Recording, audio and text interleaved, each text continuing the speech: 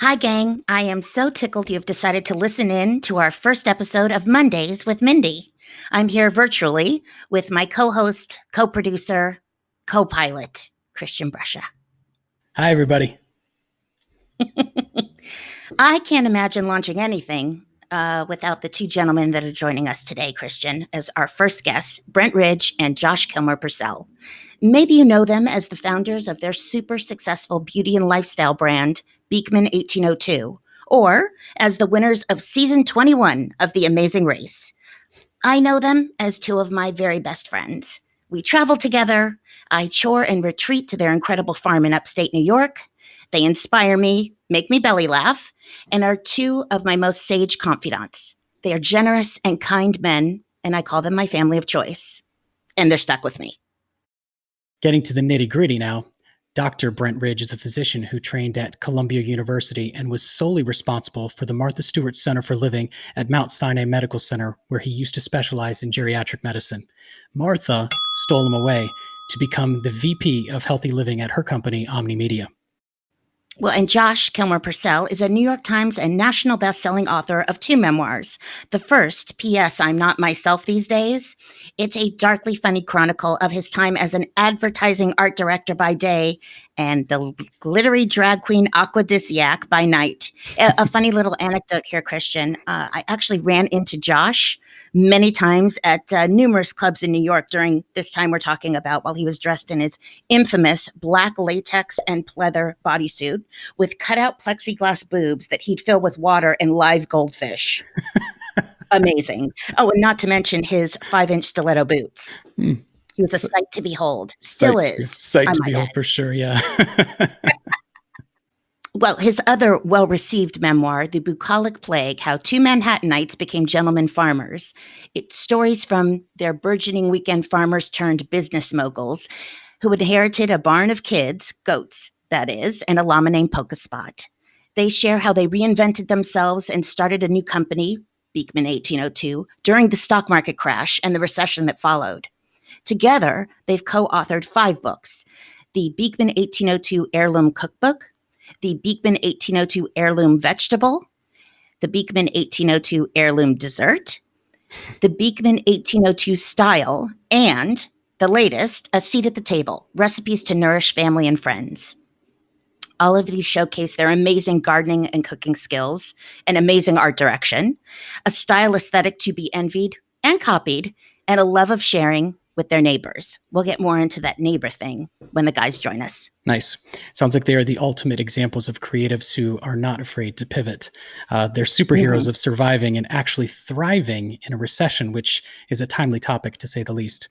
It only makes sense to welcome them on Mondays with Mindy as our first guests. And without further ado, I'd like to welcome Dr. Brent Ridge and Mr. Josh Kilmer-Purcell. Welcome to the show, guys. Yippee! Hi! We're so Welcome, excited you guys. to be here. Oh, thank you. I could not do anything first without you guys. So the way we're going to start these is beautifully provided by Jonathan Adler. We have our secrets jar. Yes. And so there's 20 questions, and just at random, I'm going to pick 5 and just kind of get the conversation going. Okay. See where it takes us. So I want you both to answer each question. Okay? Okay. Okay. So who is your favorite relative and why? Oh my goodness. Favorite relative. Do you want me to go first? We won't hold you to it. One of my, or I would say both of my grandmas are my favorite. They're both still alive. And we spent so much time with, my sister and I spent so much time with my grandparents as we were growing up. And it really just shaped so much of my perspective on life. That's why I went into geriatric medicine to begin with, because of all my time with them. So I'd have to say my grandmas.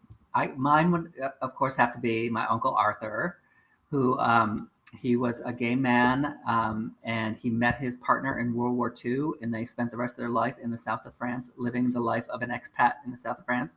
And he taught me everything about how to be amazing. And he was like, I'm 50, almost 51 years old. And when I was a kid, there weren't a lot of gay role models, right? I mean, even when you watch Phil Donahue, they were always like blacked out and their voices were changed. And right. And so like he to have a gay role model at, when I was a young kid was actually a pretty big deal. Okay, mine was not as interesting, but mine had grandmas. Your grandmothers are lovely. Well, yes, and also the one of your fact, grandma's name is Jewel, which is, I think, the most yes, beautiful Southern name. well, and also the fact, the kind of theme, if you will, have of Mondays with Mindy is talking to creatives about the creative process. And that question kind of comes from usually that person or couple people really influence. And I know your grandmothers have influenced your aesthetic. We'll get into that. I'm reaching into Are you my saying we have grandma fabulous. aesthetic? No, but that whole, it's very in right now. Yes. you'll make it in, even if it isn't. Exactly. Okay, next one. Ooh, I'll take myself out of it as an answer, but who's the most fascinating person you've met? Mindy. Take me out of it. Oh, Mindy, but only on Tuesdays. Thank you. The most fascinating person. I'll go with my Jane, who was one of my old bosses. Oh, Just amazing British woman, moved to America, became like the mother of American advertising. She started advertising in America as we know it. And then her second chapter, she like rescued a tribe in northern Kenya and started a whole school system for nomadic tribes in Kenya. Wow. Most amazing woman.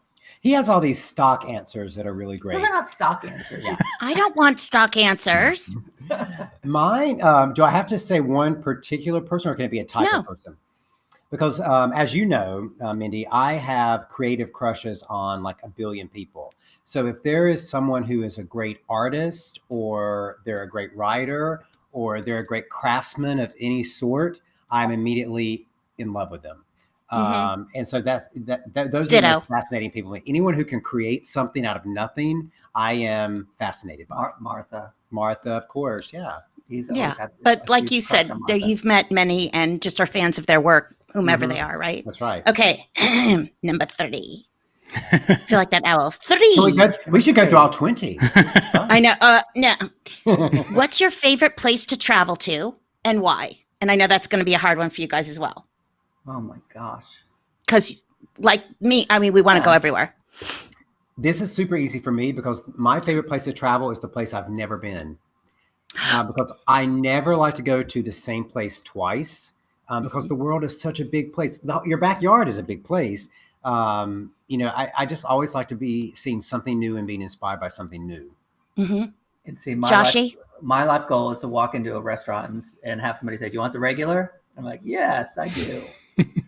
So I love that. Yeah. So for me, I mean, I love to go back to the same places. So south of France is one of my favorites, and then Africa. I mean, Africa is a giant continent, and we've traveled many places in Africa, but it always speaks to my soul every time I go. Mm-hmm.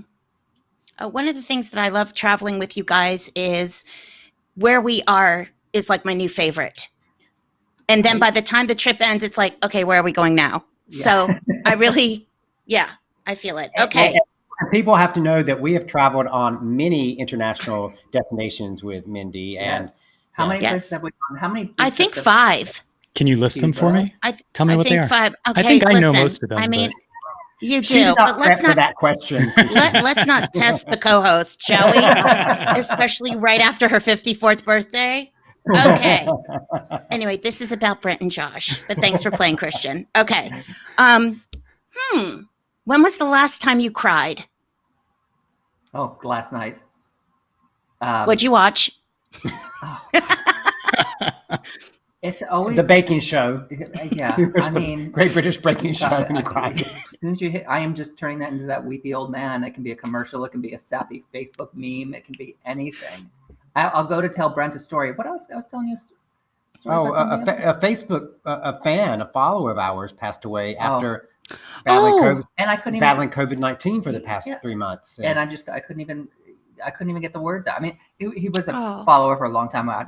We hadn't even actually met him, but and I'm just weepy. I just get very weepy. Very and I'm the opposite. I very rarely cry. Exactly. So I really want to know your answer. What do you? Well, can you my- remember? I can make you cry. My grandfather passed away That's right. last year. That's And, right. Yes. And it was interesting with him because it wasn't, he was older, he had Alzheimer's disease. So it wasn't that it was unexpected, but he was a deeply religious man. And, evangelical, which is how I grew up in the evangelical church, as you know. And, he had waited his whole life and just been so devout and so like walking the straight and narrow, quoting the Bible to everybody on the street. And he had spent his whole life waiting for that promise that something like the rapture was going to happen. And like all of this sacrifice he had made his whole life to be this good person, he was going to see the reward for it. And he was a good person. He was a great person. And he never saw that manifestation. Brent. It made me so sad to think about that. I think at the end, I'm sure he realized that he was what he manifested in his life with his wife and his kids and you and all that. Yes. That was the reward. His legacy. Yeah. I hope he found everything that he thought heaven was. Oh, I hope he found it. Well, and he grew up really poor. Okay, so he was Southern, really poor, and he thought he made it. He had a job at the local department store, and he had really made it when he could bring two banana sandwiches. Banana sandwiches to work. Not one. One was making, getting by. When he could bring 2 banana sandwiches, he was a luxury. Man on earth. Wow. Okay, so you made me cry, so that's good. Oh my gosh. Last question. Do you have a hidden talent? Ooh. Well, I have or something that you don't readily share? Well, I used to have a lot of you got many of them there, and Josh. I readily shared them. Yes. We shared a little of that in the intro. Yes. I mean, current hidden talents. My life is an open book. I don't know. I can find 4-leaf clovers. This is a good one. I have a third eye. Have you ever seen him do that? Have ever seen him every day that I'm at the farm in the morning? He comes in with eggs and a 4-leaf clover. Here, have a good day. Yeah. Every single day. Well, where's all your luck, Mindy? I don't know. Let's go. You're looking at it. I have manifested this. What about you, Brent? Oh, I don't know. I think it's so. I think a lot of people don't. People who just know us from the company or right. More of our personal life, probably don't think I'm as much of the creative person because they think, oh, you're the doctor, and so you're the scientist, and the MBA and all that. Yeah, right. And he's the business person. He's the creative person, and he's really the only one that works. Okay, well. I don't believe I love that you say that. So having been behind the curtain of the Oz known as Beekman 1802, I can say that it is the first thing. Oh, cheers.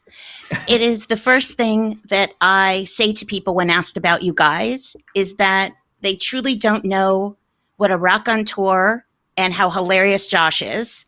And they don't know how creative Brent is, which is kind of where we're going to go into our discussion of your creative process, because I'm fascinated. While I've seen bits of it and moments of it, I'm curious to know both of your, where you go for inspiration, whether it's a memory, a person, Pinterest, because your development of products, but then also Josh, in related to your cooking or your writing, anything else you want to share. I'm just curious about what your creative process is and how you define it. Go. Be creative now. Yeah, now. Timer starts now. Well, my creative process really it just comes from so many different places. Probably like you, as an actor as well. I could be looking at fine art. I could be looking at a comic strip. Like it just comes from so many different places, and it really just happens to be in the moment too. Like I could look at some sculpture and it mean nothing to me one day. And then 2 weeks later or 2 years later, I could see the same thing. And depending on what has transpired between the first time I saw it and the second time I saw it, and maybe what's even happening in my life at that particular minute that I see it the next time, I'm like, the idea. And that's how it works. And I think a lot of creative people are that way. And it's why creative people tend to gather around one another is because you Mhm. get so much inspiration from other creative people. And you just, 100%. I mean, and you just feed off of it. Mhm. I like that I'm like slowly moving into the shadows. Like this. I know. I like You're it. It's still a good receding. light. I know. You guys are going to have to pivot the chair as the sun sets. I know. Here, scooch. Okay. Um, Nice. my creative, you know what? Creativity is the most painful thing in the world to me. It truly like Really? when I'm making a project, I hate every second of it. Like it's something about Is the fear of failure? it's yeah, absolutely fear of failure. Like it's not going to be good. It's not going to be perfect. So like I avoid it at all costs. But I know When you torture over your projects, Yes, yes? and honestly, I'm at the point now in life, and this makes Mhm. Brent upset sometimes, where I I really know. I won't try. Like I just because I know it's super painful, and I won't do anything unless I'm really into it, really into it. And cooking, I can get really into cooking in the moment and creating something, or like But recent. Go also ahead. when we've talked about story ideas that you have or stories you want to write, the actual sitting down and writing and creating is torturous for you, but Yeah, you are never at a shortage, my friend, I have. Yeah, for a I think quip, that's great. for the right word. I think that's a really good point. I have a lot of ideas and a lot of creativity, and I'm just getting to the point in life now where I'm like, you know what? It's really painful to chase all of them. So I'm just gonna wait until I'm really excited about one, and then I'll throw myself into the fiery pit of creativity. And Well, I have But I used to always have to do it, and then I would just always be in this panic mode. right. Does that come from the advertising you think, or it's just is who you are? Period. Full stop. No matter what you're doing. I think That it sense is of who I am. deadliner. Yeah, I was always creating something, and I was always afraid it wasn't going to be any good. So Mhm. now I'm like, you don't always have to be creating something. Um, Instead of, I probably should have learned the lesson that it doesn't need to be good. Instead, I've learned that I don't always have to be doing something. Well, I have and to say one of the reasons I fell madly in love with you as a couple, yes, but both of you individually is very similar to what you were going off of what you said, Brent. I'd love you to elaborate a little more, but it's just like living life, whether you're in the garden or you're traveling or you're with somebody or you're just doodling or you see something. There is this constant sense of wanting to mhm. create. No, absolutely. And I'm going to unveil my theory of creativity for the first time ever on Mondays with Mindy. It's an All right. Thank exclusive. you. Yes, it is an exclusive, Our first. it's speaking of my personal experience, but also I think of a lot of gay men's personal experience. Is that the reason gay men tend to be more creative, just in general, is because we spend so much of our life, our early years of life, trying to convince people that we're not gay or to come up with a strategy to show that we're not gay or, somehow covering for the fact that we're gay. And I think that just creates certain synapses and certain neurons in your brain that always makes you trying to figure out a problem of some sort. And that's how I always look at creativity, as a strategy to figure out a problem. So it could either be, how am I going to choose this right formulation for a skincare product? Or how am I going to work with this artisan to create this product that I know will sell? It's always about a strategy problem. And Mhm. that's really how I approach creativity. And if you break creativity down into its core, that's always the case. It's strategy. Like, how am I going to communicate this message? How am I going to convey this emotion on my face as an actor? Mhm. It's a strategy. You're thinking strategically. Well, I relate to that because not as a gay man, but as as an actor, I am very comfortable creating a parallel universe and make it Mhm, very much a reality to live in, and I find comfort in it and creativity in it, right? And the mhm. freedom to create in that parallel universe. So that really resonated with me. I love that. But for me, it's sometimes what you guys come up with, whether it's a pithy little saying about something or the deliciousness of developing, instead of calling your customers or guests or visitors, you came up with this high neighbor. Will you explain this, where that came from, originated, and how it's still actually just so a part of the narrative of Beekman 1802? Yeah, so and we honestly don't remember when we first started calling customers neighbors. We've tried to go back and look at different old emails and things. We Yeah, can't figure out dang the it. exact moment. I know I there's actually think I recall. what is it? I think it was when we first started on TV retail. No, And it was before No, that. it was No. before that. It was No, before that. I don't think so. It was. I think that we had this idea of neighbors in our head. They're And we always, when we were telling the story of Beekman, we would always say, you know, I our know. neighbors helped us start this company, and we wouldn't be here without our neighbors. True. And I think it was Yes. on TV retail when we were telling this narrative, and we said, you know what, we consider all of you our neighbors too. And I think that's really when it became like think really that- truly part of Beekman 1802. Well, that in that introducing moment. that some kind of welcoming of hi neighbor. But Yeah. Yeah, Josh, I really appreciate, and it's so crazy because I actually really try to live by what you say, how you describe that sense of neighbor and where Well, that came from. Yeah, so it's okay. We've all heard, love thy neighbor, right? And somewhere when I was researching the word neighbor, I realized every religion has a phrase that says love thy neighbor. It doesn't say love all mankind, love everybody you meet, love all the world. It says love thy neighbor.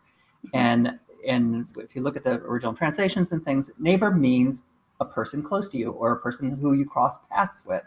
Mm. And I really love the idea that we're in this world right now where we're constantly bombarded with the whole rest of the world. Right now, we need to worry about everyone, from refugees in Syria to protesters in Hong Kong to, starving people in Africa. And you know what? You can't. It's overwhelming. We can't. Yeah. But And anxiety provoking. But we can take care of the people who cross our paths. So if you can take care of your neighbor, and that neighbor takes care of his neighbor, and that takes care of her neighbor, and neighbor, eventually, the whole world's covered because you're taking care of the person next to you. And so to me, that's what the idea is, that we got to get rid of this idea of, and we're all guilty of it. We all sit on our social media and think we're going to solve the world with the right tweet, right? Right. Or that we no. think we're connecting with people. It's so interesting during this time of COVID, talking to mom and dad, and I'm sure you've had this with, talking to your family, this sense of everyone not looking at, we used to, how's my neighbor doing? Okay, how's my block doing? And now we're just so insulated that I just think it is not just refreshing, Josh, but very meaningful to have that attached to a company. I really do. And we do feel that way about our customers. I mean, our neighbors, the Beekman neighbors, they see it amongst themselves. And during this time, this pandemic time, they check in on each other. Like I don't want to say it's like a cult, but it's almost like a cult. They're all friends. They don't they could care less about Brent and I at this point. We're just a picture on a wall, at this point. We were horrible cult leaders. In a toga. They don't even need us. Well, I think this is a good opportunity for us to sort of thank our neighbors, who are the guests that are watching the show right now. So I want to work in a little bit of business, if you guys don't mind. Just reminding all of the neighbors that if they haven't already subscribed to our podcast, they can do so by heading to mondayswithmindy.com. There's links to subscribe on all major podcast networks. If people want to watch on YouTube, they can subscribe on YouTube as well. They can give us a thumbs up if they like what they're hearing and seeing. And if they've got questions or comments, they can leave them in the comments below.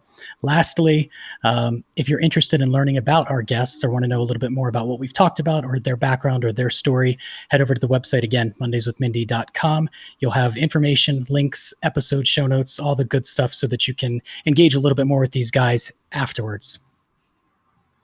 And let's take a moment to acknowledge our sponsor. And seeing as we don't have one yet, I've decided that this episode of Mondays with Mindy is sponsored in heart and mind by Beekman 1802, the kindest beauty company on earth. And because all the very best things in life come from goats, look for their newest food products launching very soon, including jams, hot sauce, and other condiments you didn't even know you needed, but will not be able to live without. Beekman 1802. Yay! Get the Thank you very not much. only, Get the checkbook. Not only do we have the honor of being the very first ever guest on Monday with Mindy, we're the very first ever commercial on Monday with Mindy. That will never happen again. Now, heading back into just discussing creative process, etc. I think most people, and if you don't know it, guess you can Google it. It's very easy because you both have been very generous about your trajectory. And Josh's book has stories chronicling this kind of change and creation of Beekman 1802. But I'm more curious about just the ins and outs of it and how you have been able to pivot. And I know, Brent, you talk a lot about this too, about surviving and thriving, not only in a recession, but just in general, not to be swayed by what's happening in the outside world, but that, you can create whatever you want to create no matter what's happening. But I did want to start this kind of discussion about your trajectory and where you're pivoting now and where the company's going by asking that, is there a failure you have had, either professionally or personally, that you've learned from? Oh, yes. Oh, yes. Today? Can we narrow this down? I'm just curious what the biggest lesson you learned from whatever failure it was, big or small. Yeah. I think from the business standpoint, both of us would have the same answer, which would be we several years ago were asked by Target to create a collection of food products. I remember which was that. great. Yeah, we loved it. It was great. We made 40 food products, and we actually in like 7 months, we filled an entire 4-foot shelf at Target from scratch. And what was even better was that in the process, we completely reimagined the food manufacturing process in America, because we were able to figure out for the first time how to pair bottling companies with small farmers in the areas of those bottling companies. Amazing. So that those small farmers became represented on the shelves of Target. And then we gave 25% of all the profits back to help those small farms pay off their mortgages. And, of course, Target is a great company to work with. They're great marketers. And so when we were telling our story, they were all in it, and they're like, oh, it's going to be amazing, and we want you to do all of these things. Well, then... But the truth is, you can't tell that complicated of a story, about shelf. Small farms and us and this and that. Yeah, quick. When someone's shopping for groceries, runs through Target. Right. And so, nobody thought of that. Yeah. Like nobody in Target thought of that, because you're just so wrapped up in the story and the storytellers that you don't think, well, okay, how am I actually going to tell this story to the people, with 3 kids on their arm trying to get their groceries? And it was truly a lesson, and we bit off more than we could chew. It was a giant leap forward that we didn't have the funds or the team to support. We probably had 10 employees at the time. Yeah.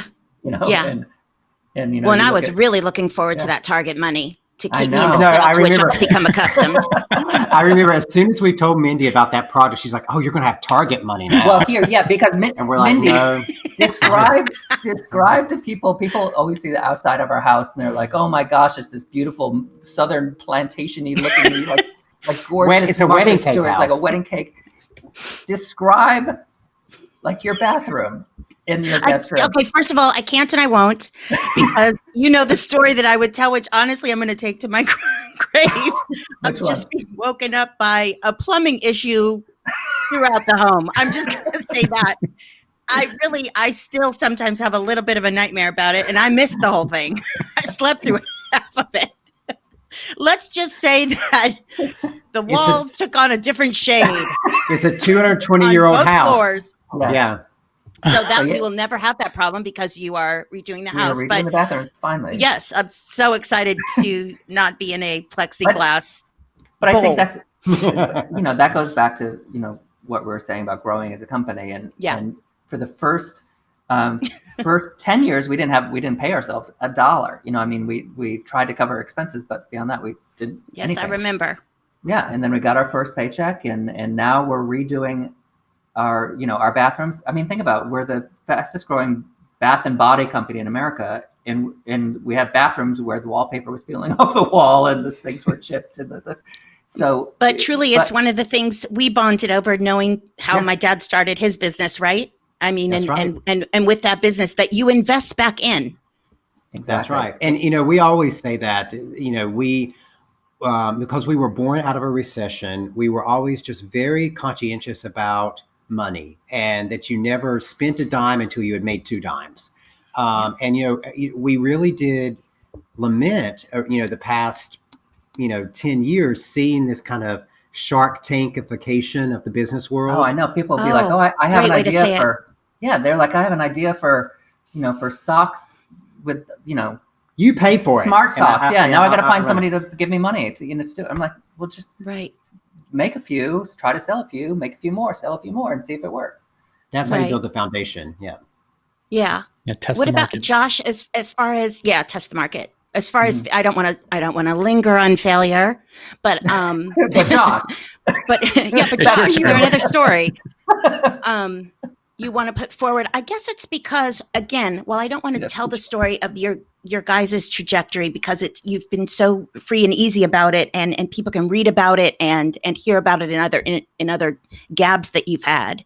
But there really is something to be said about and I was an eyewitness to the 13-hour days, 6 days a week that the outside world never saw for years. I mean, all you guys out there, I can attest, years and years of work and toil, and yes, enjoyment in aspects of that, but really being daredevils.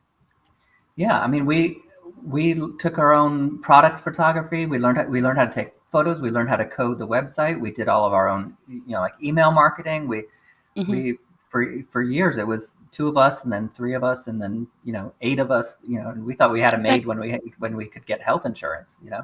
Yeah, I think that's why the books are so incredible, because I was always kind of had the most pride about those books, because they really seem to be what you two, not only as businessmen, but as a couple, were about and are about, and your style aesthetic finally got to get in there as well. You want to talk about creating them? Oh, the books? Ish. Oh, you mean the cookbooks and the style The books? cookbooks, the style book, the whole sense that you were able to, I mean, that's such a different world if you think about it, from what you guys do day to day.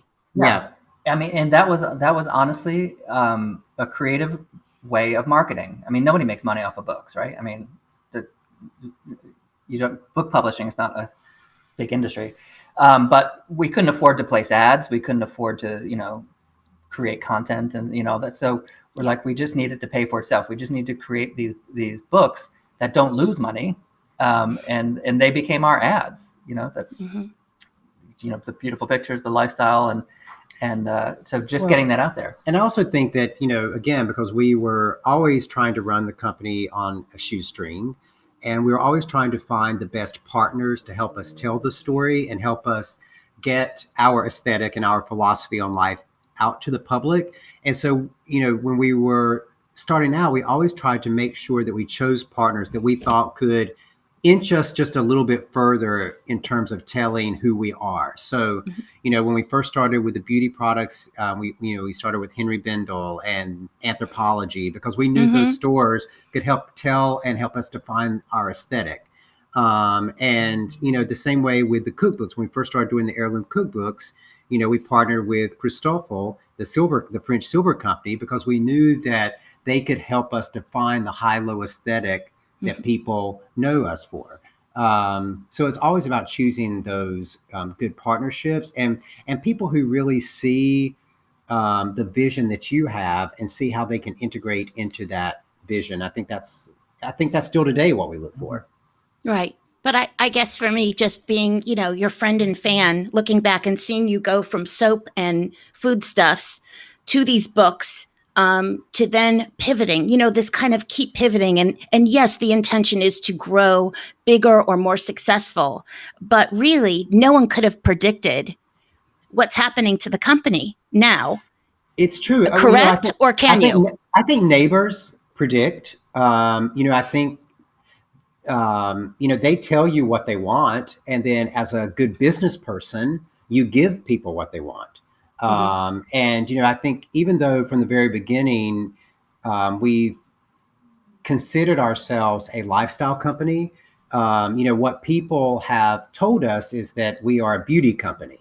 But a beauty company unlike any other beauty company, because it's not just about how you look or what your skin looks like. It's about how beautiful is your life. It's like a whole life beauty system. I'm sorry, I just had to look at my skin because well, you're using your 18 plus O2 oil, so you look fabulous. Yes, I'm sure. I am. Sorry to interrupt, but yes, I just had to check myself. And we really do think, we think every step that we've made, from the cookbooks to the failed launch at Target in the food line. Like all of those things that we did, they were always the very best quality. They were always beautifully executed. And they were all leading up to helping people cultivate a beautiful life. And, to us, that's what beauty is. It's not just about what you're putting on your skin or how you Yeah. look or how the world sees you. It's how you see yourself. And how you see 100%. yourself is your whole entire world. 100%. And that's our philosophy as a beauty company. So, when you two were little boys growing up, teenagers, young men, how and if this doesn't apply to you, fine, but how does where you're come from and whom you were born to help to create that aesthetic? Or did you develop it away from your family and away from your place of origin? I'm just really curious because I know that you guys have such incredible relationships with your family and your roots. Mm-hmm. Yeah, we both have really wonderful, supportive families. I mean, I wish I had a hard luck story about my family, like to pull out and show, but my family's really been great. Well, I do think that, our circumstances growing up, we did have very supportive and loving families, but we were both on the lower middle class spectrum growing up. And so I think when you grow up that way, you always have aspirations and you're always looking for things that you think are prettier or more luxurious than the things that you have. And I think part of that kind of curiosity for those types of things came from our background and probably what propelled both of us to wind up in New York City for many years. And then in New York City, of course, we were both professionals and had access to, the very best of everything. And then you realize once you see the very best of everything that it's not really the very best of everything, And so then I think that's really when we came into our own, when we're like, some of those beautiful, simple things that we grew up with, those are the true quality and those are the true beautiful things. And then when you marry that with something that's completely exquisite on the other end of the spectrum, something truly absurdly luxurious, that's when things become really interesting, when you marry those two perspectives. And I think that had we not grown up the way we had, we wouldn't have brought those two things together. And we both grew up in rural areas. And I grew up in the Midwest, which is basically the center of inferiority complex for all of America is like Midwestern gay boys. Like we're like anywhere is better than where I am right now, which is now I know it's not true, but at the time you're dreaming that this this incredible world is out there. And I have to tell Mindy, I had an obsession with TV growing up, right? Ditto. Yes. Right. We've talked about it numerous times. And every fall, the networks would have these shows or these like 120-second commercials of all the stars on their network, like dancing together and singing together and all that. And I was like, I don't know where that is, but all those people are friends in one spot and they go out to parties and they must go out to lunch and all. And I was like, that's where I want to be. So in my head, like I was like, this is the world that I need to create and be a part of. See, I was never that way. It was just, I used to film shows on our old video camera and tape record the sound. And then you'd have to line up the tape recorder with the video to get the sound.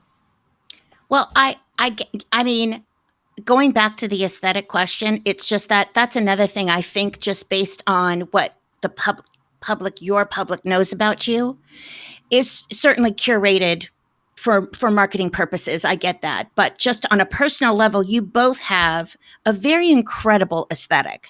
You have incredible taste. And I'm just wondering if that's just a natural thing or that it developed for you or it's not just the finer things in life, but your taste level or how you write, Josh, it's just very, I don't know. It's different from what most people would see as either rich or luxurious or whatever kind of word you want to use to describe the feel that you have walking into your house, walking into the mercantile store, how your products are packaged. It is a taste level that is not normal, you guys. Well, I don't think it's I don't think it's any better than lots of other people. There's certainly lots of beautiful things out there. Mm-hmm. I think for us, and probably what resonates with you, and is that we're just very. I know the word authentic is way overused these days, but we're just ourselves. We're never trying to impress anybody else other than ourselves, and making sure that we create something that we think is beautiful and that we like. We never set off creating something for the purpose of making someone else like But we also know like what truly beautiful things are to us. Like, and it truly, because we lived in New York City, we've seen the best of the best, and we've also, and we also grew up in Wisconsin, and we didn't have much. Like, the perfect ear of corn to me is as beautiful as sculptural. Yeah, as a diamond necklace. But it has to be a perfect ear of corn. Yes. There's perfection no matter what it is, and I think that's what we try to capture. And why I think we're more free to do that is because we have been, for the amount of time that we've been, quote unquote, in the public eye, we've always been completely honest with ourselves, with our struggles, with the warts and everything. That there's never been any no artifice into anything that we're doing, and I think that comes through in the product. Like, there's a truthfulness to the product, and I think that's fortunate that we had lived our lives in a very open and honest way, and I think that came from, honestly, from the very beginning of social media. Like, before social media became a career, you were just putting yourselves out there and you were showing what you were doing, and we came about at a time when social media was much a different place than it is. And actually reality TV, we came into reality TV when it was in a much different place than it is now, when it was about the more documentary than scripted reality. And I think that's, I think, I consider myself, I think it's amazing. One of our biggest accomplishments is that we haven't canceled yet. Like the whole cancel culture. I don't even know what that is. Cancel culture? Yeah. It's like they'll find one thing that then just unravels everything you've ever accomplished. They'll hate you. Yeah. Right. No, that's why you guys have consistently pivoted. But I've always been afraid of, if you're not honest about something. I think some people learn that, some people don't. If you start creating a web of artifice, eventually, somebody pulls at a strand, it all comes apart.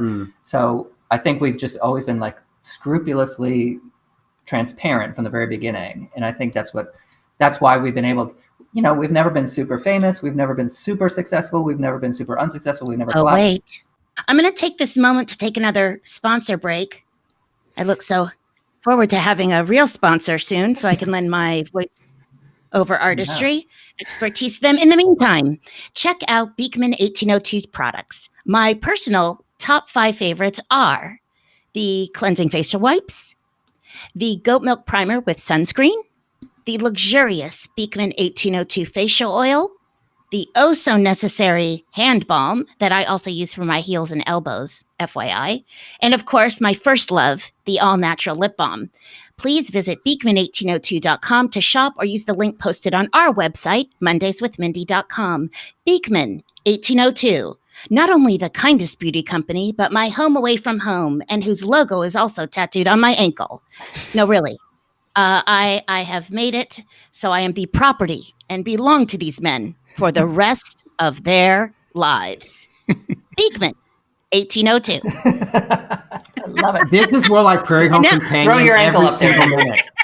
Let's see your ankle. I love it. Oh my Throw gosh. your heel up, Mindy. Kick your ankle up. I know you can. Okay, you know what?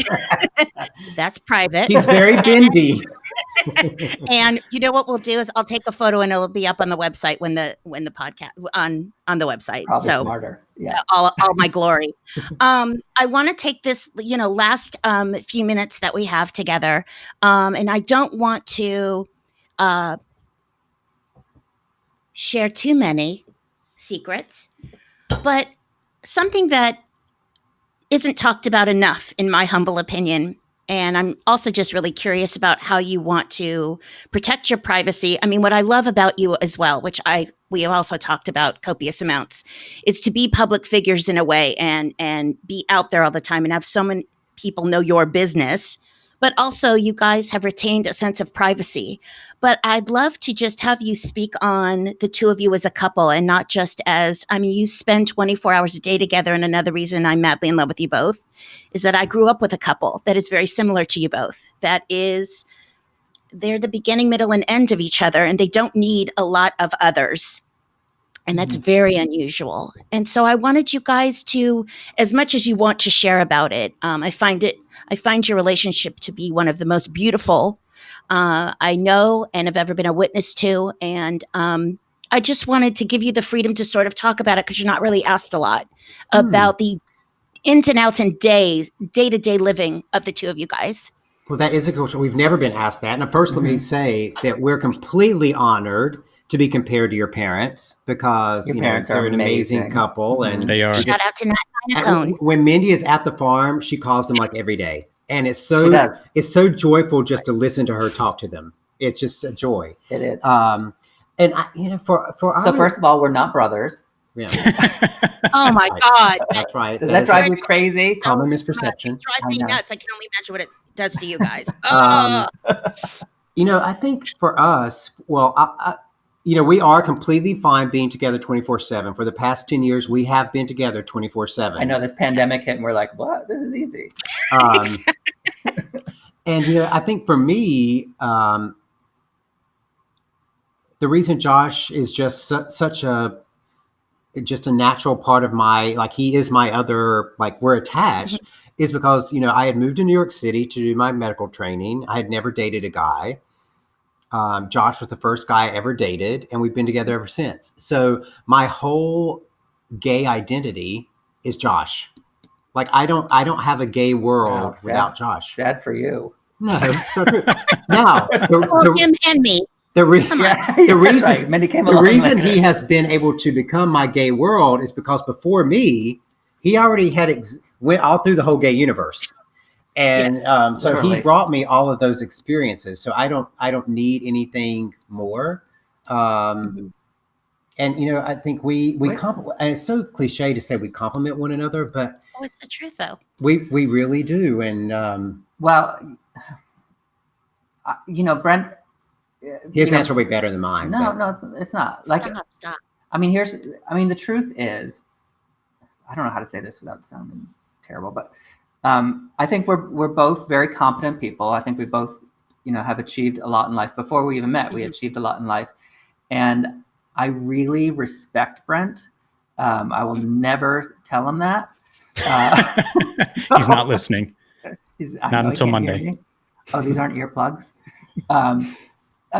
And he's really one of the few people that can tell me something that goes completely against what I've just said, and I'll actually listen to him and think, oh, well, maybe there's some truth to what he's saying.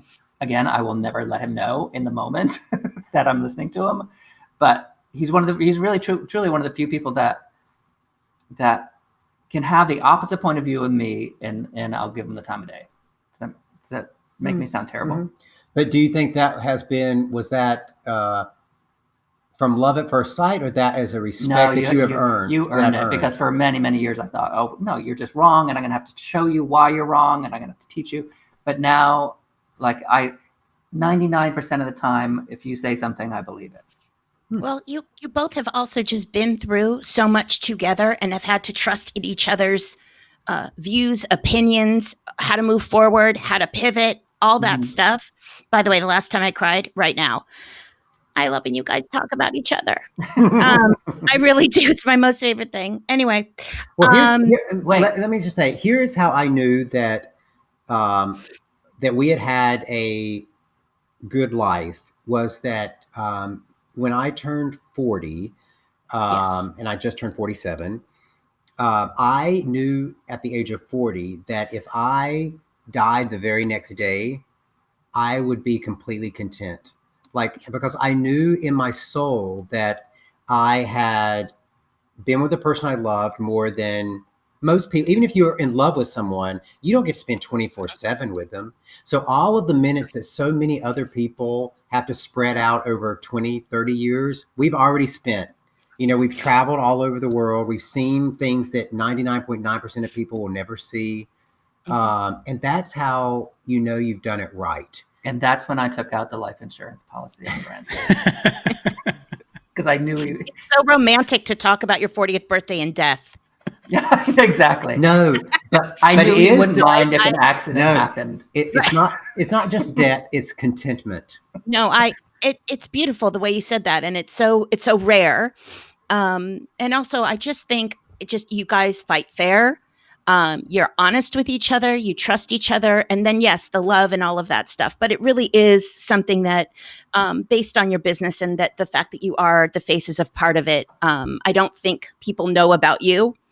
And it's, to me, the most attractive thing about you both is each other, you know? And I love just being the thruple when I insert myself, which sounded incredibly dirty. And so What happens on the farm stays on the farm. People might not. We've all skinnied it together. Multiple times. I mean, not Christian. Multiple Sorry, times. Christian. Not yet. And they Not yet. still love me, which is amazing. Time. That's what happens on the farm. I think we started. So we started skinny dipping at the farm because we didn't want to clean wash our bathing suits. So yeah, it was laundry. It was a laundry issue. It was laundry. So we're like, this. Screw it. Yeah, exactly. Yeah. So where are you guys going, and where's the company going in the next year? Anything you want to share, or nothing? I'm just putting it out there. Ooh. I mean, we have a major retail partner that we're announcing in July. And if we weren't the very first guest on Mondays with Mindy, we would be able to tell. Yeah. We'll come back. We'll be coming up. We'll come back for the big announcement. Yes.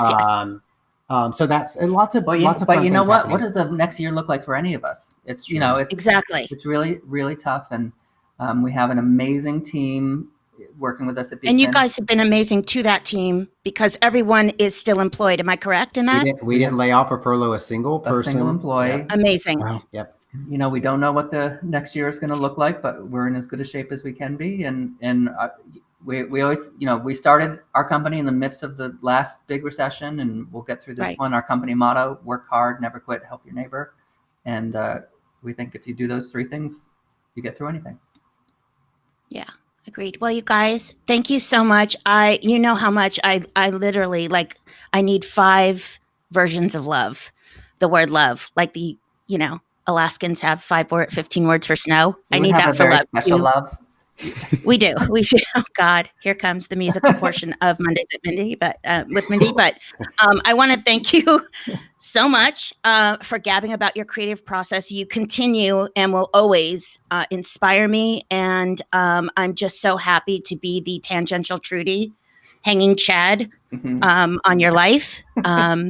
Christian, maybe you have a little bit more understanding of why I just brag and kvel, as the Jews like to say, over these 2 individuals. I certainly do. Wow. Well, and we just want to say we're honored to be the first guest on Mondays with Mindy. It's great, and I can't wait to hear other people's creative process, and I hope they have it slightly more defined than ours. Oh, I enjoyed this. Knock it off. Where's that ego of yours? That healthy ego? Oh my gosh, no one talks to me the way Brent Ridge talks to me. Oh, so amazing. Oh, anyway, I love you both. Thank you so much. Send love to your families, please, from me. Same to and you, as to your mom well and dad. as certain staff people that I have a certain affinity for. Mm-hmm. We'll pass it on. We do. And when are you coming out? When's your next visit to the farm? Hopefully this summer. We're going to see as far as the travel bans and all of that. I just really want to respect everything, but I can't wait to get behind that mower. And Mindy's a good push mower. Mindy's a good push mower. And we have to record another episode of Mondays with Mindy from the farm. Oh my gosh. A follow up. Definitely done. Oh, have to be on location. And whether this makes it on or not, I do just have to give Brent a little shout out that Doug Friedman will be coming on Mondays with Mindy from his ranch at Marfa. So we might have to one up him going on the farm. I think he needs to come to the farm to do his follow up too. Again. Yes. Anyway, I love you both. Thank you copious amounts. All right. Thanks, Mindy. Thanks, Congratulations Christian. on your first show. Thank you. Thanks for coming, guys. We appreciate it. All right, Mindy, that's Season 1, Episode 1 in the can, and I think we did a pretty great job. What do you think? Oh, bravo. Want to say a special thanks to Josh and Brent one last time. Beekman 1802. We'll have all the links, all the show notes, everything will be on the website. That's mondayswithmindy.com. If you haven't subscribed yet, please head to the website, subscribe on your favorite podcast app or on YouTube, and we will see you next week. Thanks, everybody.